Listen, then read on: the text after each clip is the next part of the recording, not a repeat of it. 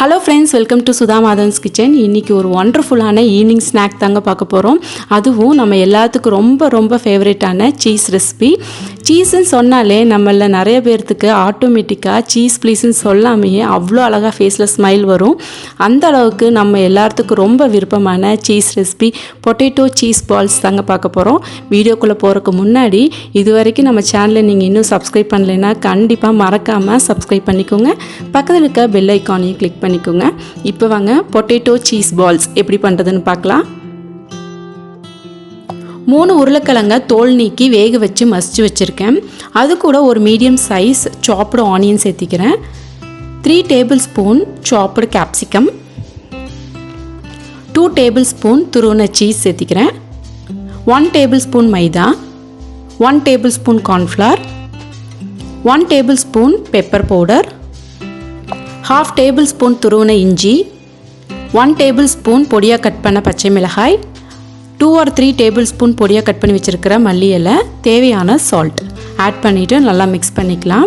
Capsicum வந்து நான் yellow colour எடுத்திருக்கேன். ஏன்னா க்ரீன் சில்லி சேர்க்கறனால டிஃப்ரென்ஷியேட் பண்ணுறதுக்காக நான் எல்லோ கலர் எடுத்தேன். நல்லா மிக்ஸ் பண்ணி வச்சுக்கலாம்.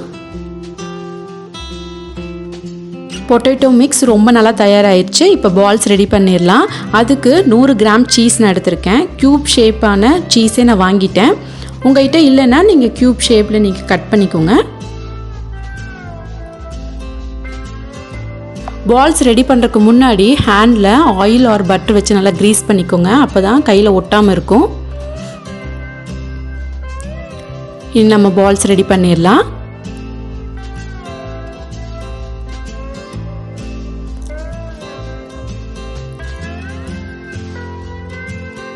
நல்லா இப்படி வச்சு நல்லா தட்டிக்கோங்க. தட்டிட்டு வடைக்கு எப்படி பருப்பு வடைக்கு எப்படி நம்ம தட்டுவோமோ அந்த மாதிரி தட்டிட்டு அதுக்குள்ளே ஒரு க்யூப் சீஸ் க்யூப் எடுத்து நம்ம உள்ளே வச்சு மேலே இப்படி க்ளோஸ் பண்ணணும். அதுக்கப்புறமா நம்மளோட பால்ஸை நல்லா தயார் பண்ணிடலாம்.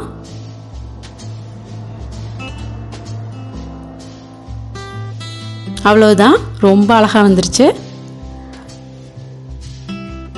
நம்மளோட பொட்டேட்டோ சீஸ் பால்ஸ் ரொம்ப நல்லா தயாராகிடுச்சு. அடுத்தது நம்ம பிரெட் கிரம்ஸ் ரெடி பண்ணிடலாம். அதுக்கு 4 ரஸ்க் எடுத்திருக்கேன். இதை பவுடர் கன்சிஸ்டன்சி வர அளவுக்கு நம்ம பிளெண்ட் பண்ணிக்கலாம். அடுத்தது மைதா கார்ன்ஃப்ளவர் மிக்ஸ் ரெடி பண்ணுறதுக்கு 2 டேபிள்ஸ்பூன் மைதா, 2 டேபிள்ஸ்பூன் கார்ன்ஃப்ளவர், 1/4 கப் தண்ணி சேர்த்து நல்லா மிக்ஸ் பண்ணிக்கலாம். இது ரொம்ப கெட்டியாகவும் இருக்கக்கூடாது, ரொம்ப தண்ணியாகவும் இருக்கக்கூடாது. இந்த மிக்ஸை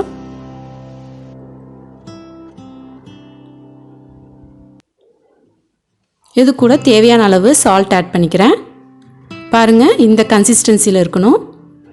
நம்மளோட பால்ஸை இதில் டிப் பண்ணிவிட்டு பிரெட் க்ரம்ஸில் கோட் பண்ணி எடுத்துக்கலாம். உங்களுக்கு அவுட்லேயர் வந்து நல்லா ஸ்டிஃபாக வேணும் அப்படின்னா 2 டைம்ஸ் கூட கோட் பண்ணி எடுத்துக்கோங்க.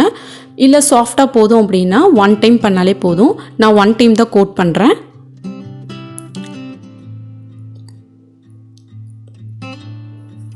பாருங்கள் எவ்வளோ அழகாக வந்திருக்குன்னு. ரிமைனிங் பால்ஸையும் கோட் பண்ணி எடுத்துக்கலாம். அவ்வளோதான், ரொம்ப நல்லா தயாராகிடுச்சு. இனி நம்ம ஆயிலில் ஃப்ரை பண்ணிடலாம். ஆயிலும் நல்லா சூடாயிருச்சு. இனி நம்ம பால்ஸை போட்டு ஃப்ரை பண்ணிடலாம்.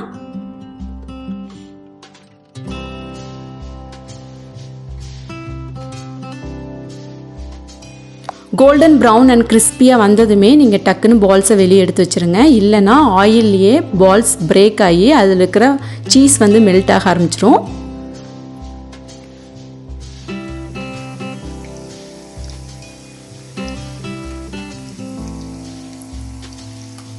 கோல்டன் ப்ரௌன் அண்ட் கிறிஸ்பியாக வந்துருச்சு. இனி நம்ம சூடாக சர்வ் பண்ணிடலாம். இந்த பொட்டேட்டோ சீஸ் பால்ஸை நீங்கள் சூடாக சாப்பிடும் போது சீஸ் நல்லா மெல்ட் ஆகி சாப்பிடும் போது ரொம்ப நல்லா இருக்கும். ரொம்ப நல்லா எம்மி அண்ட் டேஸ்டியாக இருக்கும். ஆற விட்டுட்டிங்கன்னா சீஸ் ஹார்டாகி அந்த டேஸ்ட்டே நம்மளுக்கு தெரியாது. கண்டிப்பாக நீங்களும் உங்கள் வீட்டில் ட்ரை பண்ணி பாருங்கள். உங்களோட ஃபீட்பேக் என்னென்னு கமெண்ட் பாக்ஸில் ஷேர் பண்ணுங்கள்.